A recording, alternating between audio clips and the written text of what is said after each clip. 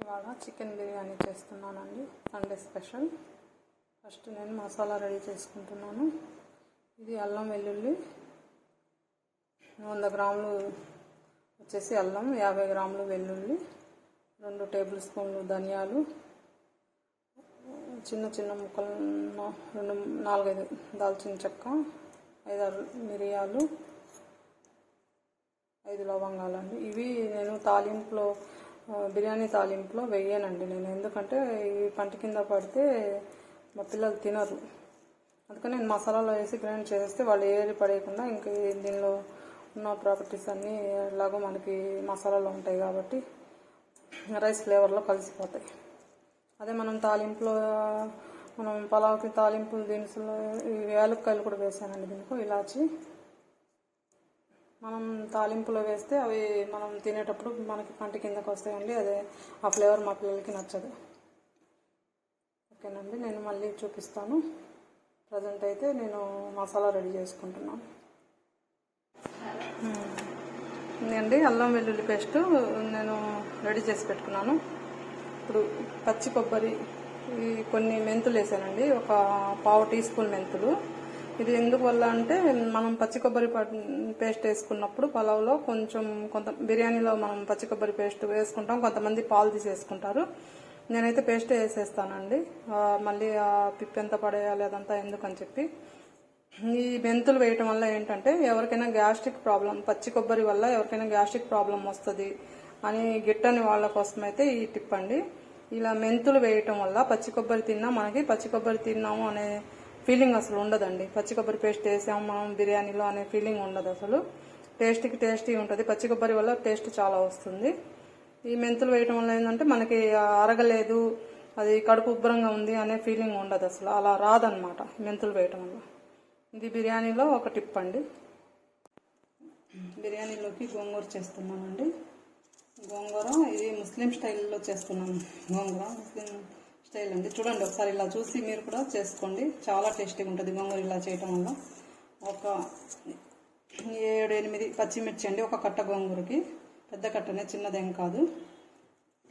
ఒక పెద్ద కట్ట గోంగూరకి 8 పచ్చిమిర్చి వేసాను. ఆనియన్ ఇట్లా కొంచెం లావుగానే కట్ చేసుకోవాలండి, సన్నగా కాదు. పెద్ద ముక్కలే కట్ చేసుకోవాలి.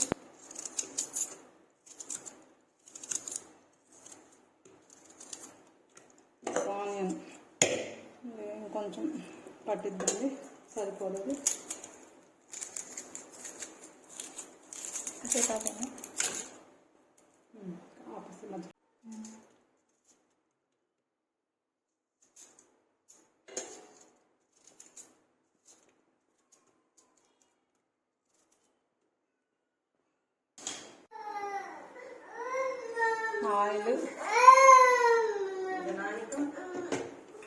ఆయిల్ అండి ఒక 3 టేబుల్ స్పూన్ ఉంటుంది అంతే.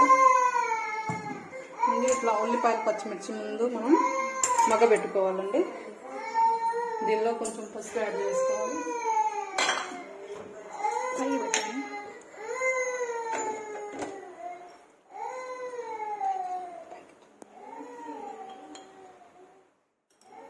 ½ టీ స్పూన్ పసుపు అండి.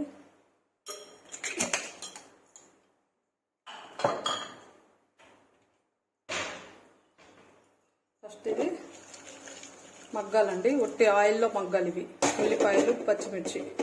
ఈ ఆయిల్లో మగ్గిన తర్వాత దీనిలో మనం తర్వాత గోంగూర కడిగి వేసుకోవాలి. పచ్చిమిర్చి ఆనియన్స్ మగ్గిపోయినాయి. నేను కొంచెం వాటర్ పోసాను. ఆ వాటర్లో ఇప్పుడు ఇదిగోండి, ఈ కొంచెం అంటే ఎంత, ఒక మనం టీ గ్లాస్ వాటర్ అండి అంతే. ఆ వాటర్ తెల్లిన తర్వాత మనం గోంగూర వాష్ చేసుకొని 1-2 సార్లు వాష్ చేసుకోవాలండి. గోంగూరలో ఇసుక చాలా ఉంటుంది. 2-3 సార్లు వాష్ చేసుకున్న తర్వాత గోంగూర, 2 టమాటాలు అండి, మీడియం సైజు 2 టమాటోస్ పెట్టుకోవాలి.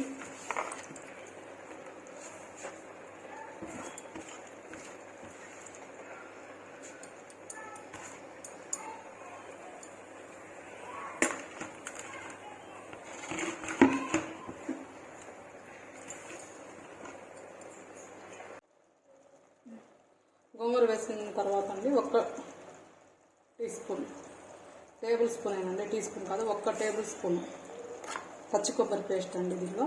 అంతే. అల్లం వెల్లుల్లి పేస్ట్. గోంగూర ఒకసారి ఇలా ట్రై చేయండి, చాలా చాలా టేస్టీగా ఉంటుంది బిర్యానీలోకి. 1 టేబుల్ స్పూన్ అల్లం వెల్లుల్లి పేస్ట్. కారం కానీ మనకి రుచికి సరిపడా, కారం ఎక్కువ తినేవాళ్ళు ఉంటే ఎక్కువ వేసుకోండి, తక్కువ తినేవాళ్ళు ఉంటే తక్కువ అండి.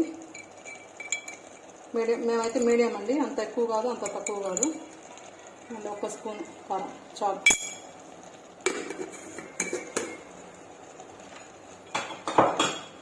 ఇంకా దీనిలో చింతపండు అవసరం లేదండి, ఎందుకంటే ఇది పులుపు గోంగూర అనమాట, ఎర్రకాడు గోంగూర. దీనిలో చింతపండు అవసరం లేదు. టొమాటోస్ వేసిన పులుపు, ఈ గోంగూర కూడా పుల్లగానే ఉంటుంది.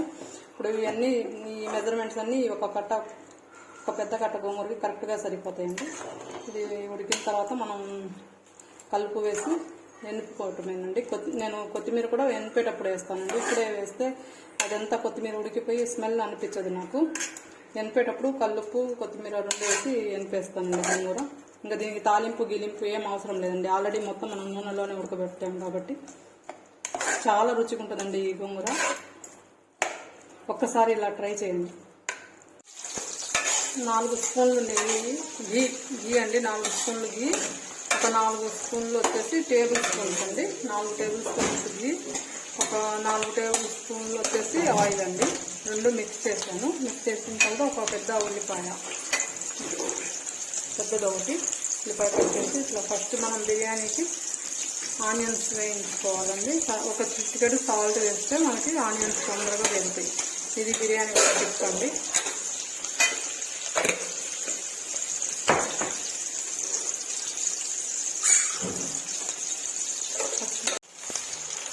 రెండు టేబుల్ స్పూన్లు అల్లం వెల్లుల్లి పేస్ట్ అండి, 2-2.5 టేబుల్ స్పూన్లు. ఈ ఉల్లిపాయ కూడా ఒకటి పెద్దది, మళ్ళీ కొంచెం చిన్న ముక్క ఉంటే ఇచ్చండి. ఇదంతా కేజీన్నర రైస్కి, కేజీన్నర రైస్, కేజీ చికెన్ అండి. మొత్తం కలిసి 2.5 కేజీస్ వస్తుంది. దానికోసం అండి ఇదంతా ప్రిపరేషన్. 2.5 టేబుల్ స్పూన్లు అల్లం వెల్లుల్లి పేస్ట్, ఒక పెద్ద ఆనియన్, మళ్ళీ ఒక హాఫ్ ఆనియన్ కూడా వేసానండి, అది సరిపోతుంది. ఇలా బాగా గోల్డెన్ కంటే కొంచెం డార్కే వచ్చినాయండి ఆనియన్స్, కొంచెం కలర్ అలా వచ్చేసింది. ఈ పచ్చి వాసన పోయేంత వరకు వేయించుకోవాలి అల్లం వెల్లుల్లి పేస్ట్.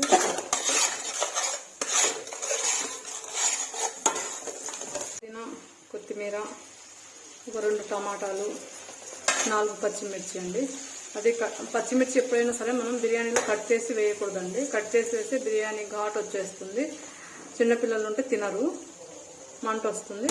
ఇలా మనం కట్ చేయకుండా అలాగే పచ్చిమిర్చి వేస్తే దానిలో ఫ్లేవర్ దిగిపోతుందండి. దానిలో ఉన్న లోపల సీడ్స్ కూడా మనకి బయటికి రాకుండా ఉంటాయి. కట్ చేయటం వల్ల ఏంటంటే సీడ్స్ అంతా బయటకు వచ్చేసి బిర్యానీ ఘాట్ వచ్చేస్తుందండి. ఇట్లా కట్ చేయకుండా, ఇది ముస్లిం స్టైల్ బిర్యానీ అండి, ఒకసారి ఇలా ట్రై చేయండి.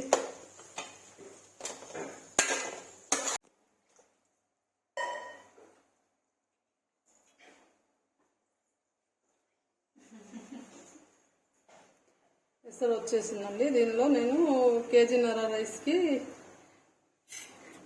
ఈ డబ్బా అండి, ఈ డబ్బాతోటి మామూలుగా కేజీన్నర రైస్కి 1-1.5 వేయాలి. నేను దీంతో 1 వాటర్ వేసాను. హాఫ్ వచ్చేసి చికెన్లో గ్రేవీ ఉంటుంది కదండి, చికెన్ మనం ఉడకబెట్టుకున్నాం కదా, ఈ చికెన్లో గ్రేవీ వచ్చిందండి. ఆ గ్రేవీ దీనిలో హాఫ్ వచ్చేసింది, 1.5 వచ్చేసింది. ఇంకా మిగతా హాఫ్ దానికి నేను పాలు పెరుగు వేస్తానండి. ఇట్లా పెరుగు ఇట్లా బీట్ చేసేసి ఇట్లా పెరుగు వేసేసుకోవాలండి. పాలు కూడా ఒక టీ గ్లాస్, 1.5 టీ గ్లాస్ వరకు పాలు కూడా వేసానండి. పాలు పెరుగు వేయటం వల్ల ఈ చికెన్ బిర్యానీ అసలు టేస్ట్ అనేది ఇంకా మాటల్లో చెప్పలేమండి, అంత టేస్టీగా ఉంటుంది. అది ఒకటి గీతో చేస్తాం కదండి, మొత్తం నేను గీ ఆయిల్ సమానంగా వేసానండి. 4 స్పూన్లు గీ వేసాను, ఈ స్పూన్ తోటి 4 స్పూన్లు ఆయిల్ వేసాను. దీనిలో చికెన్లో గ్రేవీ తోటి ఈ పాలు పెరుగు వేయటము, దీని అన్నిటికీ వలన చాలా టేస్ట్ వస్తుందండి బిర్యానీకి. ఇప్పుడు రైస్ వేసుకుందామండి మనం దీనిలో. బాస్మతి రైస్ అండి, కేజీన్నర రైసు. ఎసరు తెరులుతుంది. ఇవన్నీ వేసాను కదండి మనం దీని ఇంగ్రీడియంట్స్. సాల్ట్ కూడా నేను చికెన్లో వేసాను కాబట్టి చూసి వేసుకున్నానండి. 1 టీ స్పూనే వేసుకున్నాను సాల్ట్. సరిపోతుందండి అది కరెక్ట్గా. మనకు చికెన్లో గ్రేవీలో సాల్ట్ ఉంటుంది కాబట్టి అది ఉప్పగానే ఉంటుంది.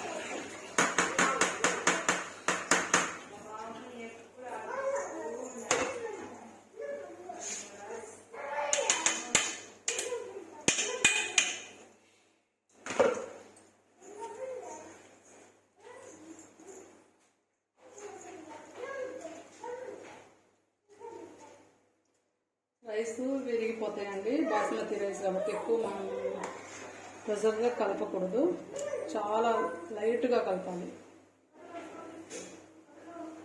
లేకపోతే ముక్కలు అయిపోతుంది రైస్ అంతా, బాగుండదు.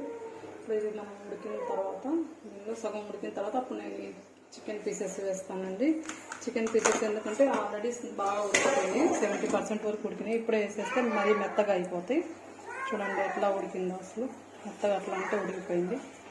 ఇది నేను పైన వేసేసి బిర్యానీ దమ్ చేస్తానండి.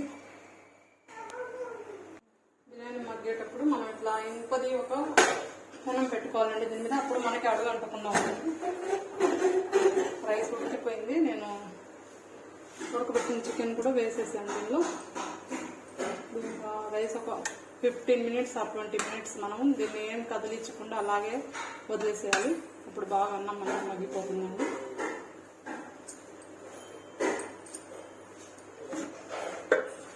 చూసారండి ఎంత బాగా వచ్చింది అసలు చికెన్ బిర్యానీ. ఇలా పైకి ఇలా చూస్తుంటేనే మనకి ఎంత నీట్గా వచ్చినట్టు కనిపిస్తుంది కదా. ముక్క అసలు రైస్ కానీ ఎక్కడ కొంచెం కూడా చెదరకుండా రైస్ అనేది ఎంత నీట్గా వచ్చింది చూడండి, పలుకులుగా. సో ఇదండి ముస్లిమ్స్ చికెన్ బిర్యానీ. టేస్ట్ అయితే ఇంకా మాటల్లో చెప్పలేము, అంత బాగుంటుంది. చూడండి ఇట్లా పట్టుకుంటే రైస్ ఎంత మెత్తగా అయిపోతుందో. ముక్క కూడా చూడండి పట్టుకుంటే అట్లా తినిగిపోతుంది. వేడి నేను పట్టుకోలేనండి, బాగా మెత్తగా అయిపోయింది రైస్. అది చూడండి ముక్క అసలు అట్లా విరిగిపోతుంది.